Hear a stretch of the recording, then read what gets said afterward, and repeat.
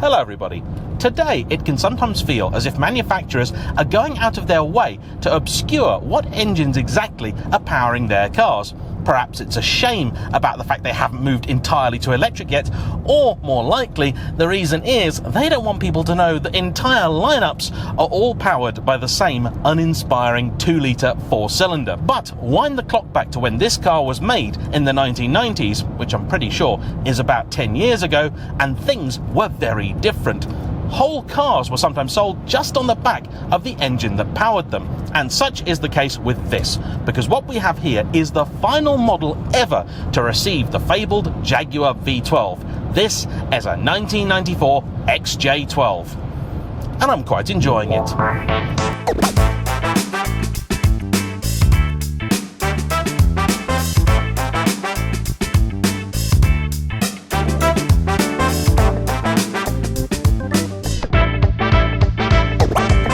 This is the bit, I'm afraid, where I must get a little bit technical and start quoting model codes at you.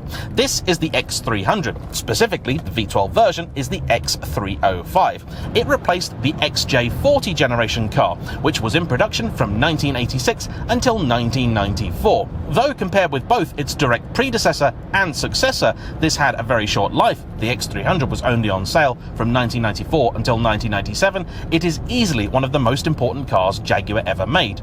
It was the first new vehicle to be announced after the company's takeover by Ford in the late 1980s. And so, though it was advertised as being the new XJ, in truth it was a very heavy facelift of the outgoing XJ40. This, though, is not necessarily a bad thing, because in many ways the XJ40 was still a fine car, but suffered from all the typical British car problems.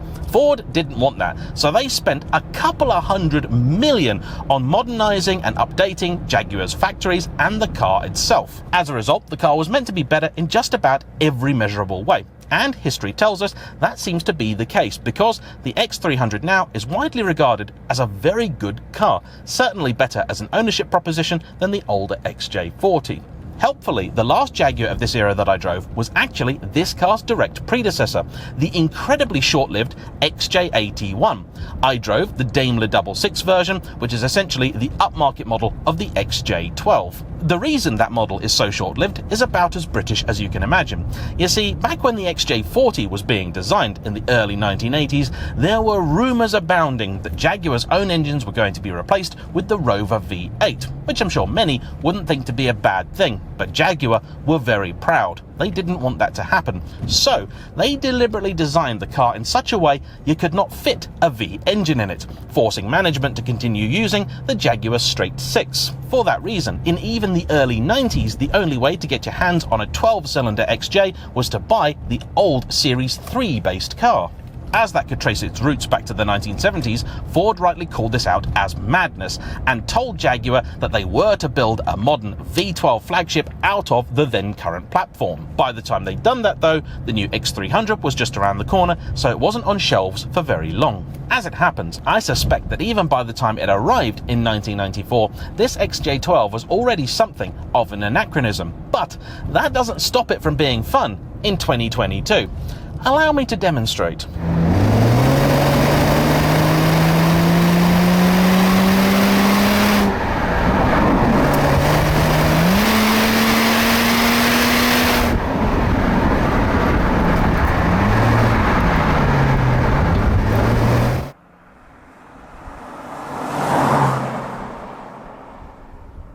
This is a performance car of the old school, even the sportier suspension as you get here in the XJ12 versus the comfort-orientated one in the Daimler 66 is still very cosseting. The car moves around, rolls a fair bit, brake hard, you'll tip forwards, accelerate, you'll be pulled back. In terms of dynamics, the steering here does not have the poise, precision or feedback of the old Series 3 car, but it's still good enough. As this car sat alongside the XJR, it was never the model I'd expect to be particularly sporting anyway. The brakes, likewise, while effective, I expect after a while will start to give up the ghost. The car is still 2 tons after all. Though on the long side it is very narrow, you have an excellent view of that bonnet out the front, so placing it is no trouble at all. This is actually a very easy car to drive. If anything, it could do with some parking sensors at the back, because it's the rear that I'm worried about. That boot extends a long way past that rear screen. the 4-speed automatic GM-derived gearbox works far better than the old 3-speed, which, to be honest, really neutered this engine. For the majority of today, I've been in sport. What it really does is make it just that little bit keener to kick down, and so a bit more enjoyable. Overall grip is somewhat limited. You cannot throw it around a corner with too much gusto. That is chiefly on account of the tyres. They're relatively narrow by modern standards, just 225s, the wheels themselves being just 8 inches wide. But it is absolutely wondrous. It also looks fantastic, both outside and in. Seeing this thing drive by this morning, it looked mean, impossibly low, long, and just ultra cool. The restyling job that turned the XJ40 into the X300, I think, was executed perfectly. The older car was a little bit more square-sided and flat, didn't have the detailing and elegance of the older models. This reintroduced a little bit of that, and thankfully, where the old car dabbled a lot with big square headlamps, this returned all of them to 4 round ones, and looks all the better for it. This particular example is a very early one, a 1994 model in a stunning shade called Kingfisher Blue, which sadly today we haven't really been able to appreciate as the sun has taken early retirement.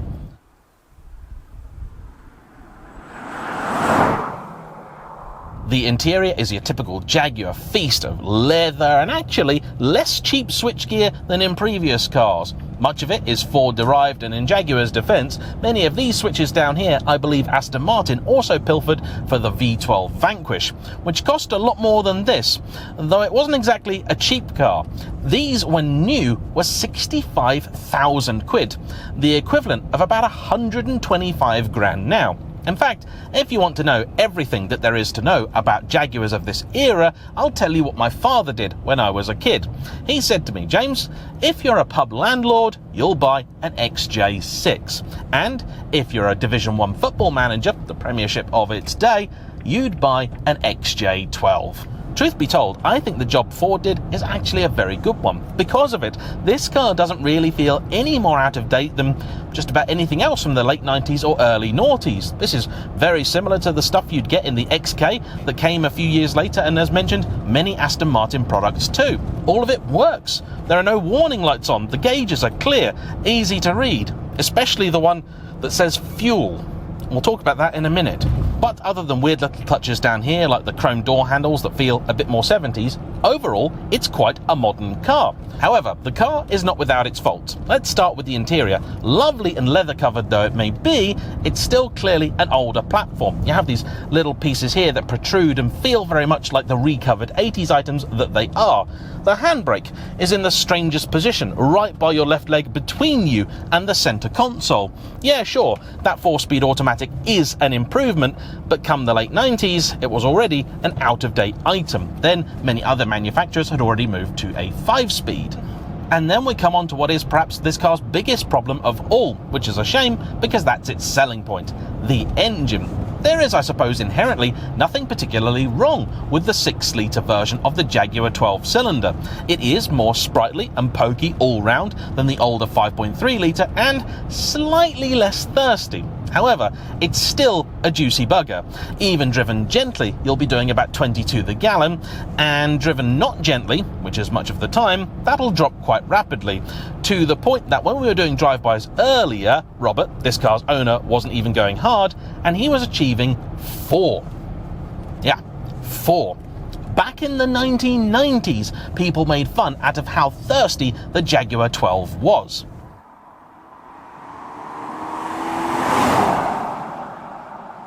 And, of perhaps greater relevance, you have the fact that if you just wanted a car that was smooth and comfortable, you could buy one with the straight 6, and if you wanted one with performance, there was the XJR. Finding numbers for the XJ12 was nearly impossible. We believe it makes some 320 horsepower and likely around 340 to 350 pound-foot of torque. That's sort of 450 to 470 newton meters. But the XJR made marginally more power and quite a bit more torque, about 380 pound-feet. That car also came as standard with a 5-speed manual gearbox, though tragically few people kept it, instead opting for the automatic. Here, auto was the only option. And I expect this was also causing some issues for the marketing department. Naturally, Ford wanted their new cars to do well in the States, but over there, a 6-cylinder was regarded as an economy engine and a 12 likely as far too much. That was if you could actually sell it anyway. The engines powering these were still quite old, and the cars themselves did not meet OBD2 regulations, which in the States became mandatory. There was only a very short window where a car was able to be on sale whilst not meeting the requirements. So for that reason, in the States, these existed only across 2 model years. In one, they were sold exclusively as short wheelbase, and in the other, just as long wheelbase. This theory is backed up by the fact that when the model was replaced in 1997 with the X308, they moved from 6 to 8-cylinder power. One way the X300 does feel quite American is that in spite of it being a fairly large car, interior space isn't particularly generous. Both head and legroom could be restrictive for taller occupants, though boot space is quite good. Ample storage for a set of golf clubs or a customer who hasn't paid their bills. Even today, I'm told that the X300, the XJ12 in particular, is often forgotten by even Jaguar enthusiasts. Perhaps because they're either more interested in the slightly older cars with the more classic styling, or the later ones with even greater power and better efficiency. To daily drive one of these would require serious financial commitment, and truth be told, even the 6-cylinders weren't all that great on fuel either.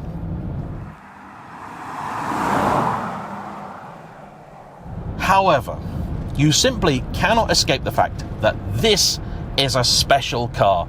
Absolutely everything about it just oozes class.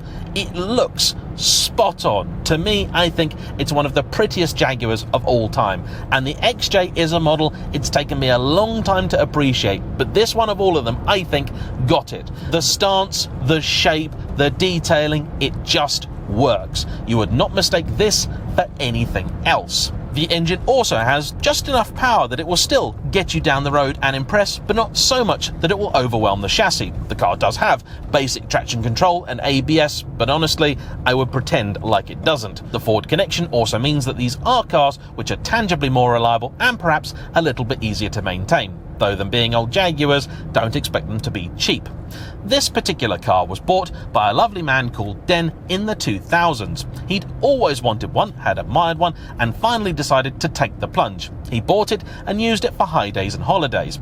Unfortunately, a number of years ago, he passed away, and the car was kept as a memento by his son Robert, who enjoyed driving it around and having a lot of fun in it. But though the car certainly had not been neglected in the previous years, by the time Robert got it, it did need quite a bit done. So it went off to KWE, Jaguar specialists, who went over it and did a whole heap.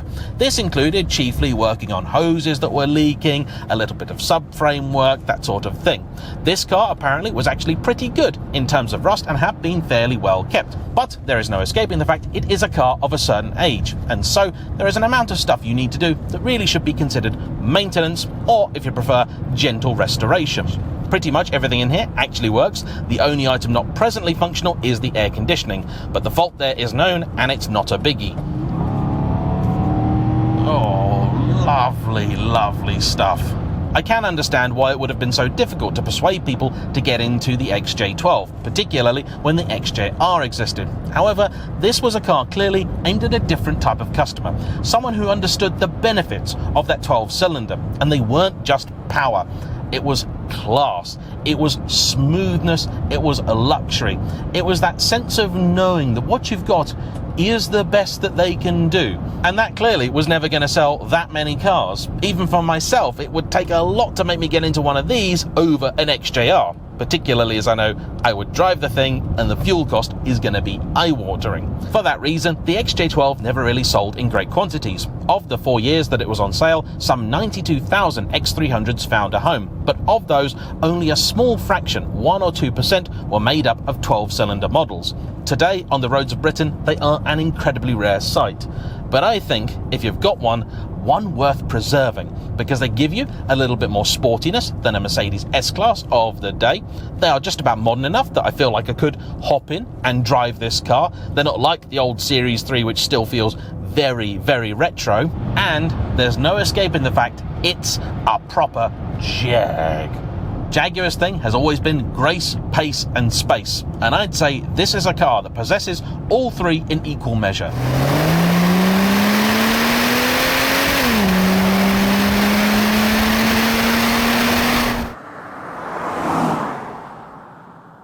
I keep thinking of buying another XJ as a daily, and for some reason I always avoid these older models, but driving this today has reminded me I'd be a fool to ignore them, because they're still great cars. Anyway, a huge thank you to Robert for bringing his car out, and as ever to you for watching. Don't forget to hit the like button, comment down below, subscribe if you haven't already, and even if you have, make sure you've checked the bell icon so you'll be notified of every new video. And whatever it is, I hope to see you there. Bye bye.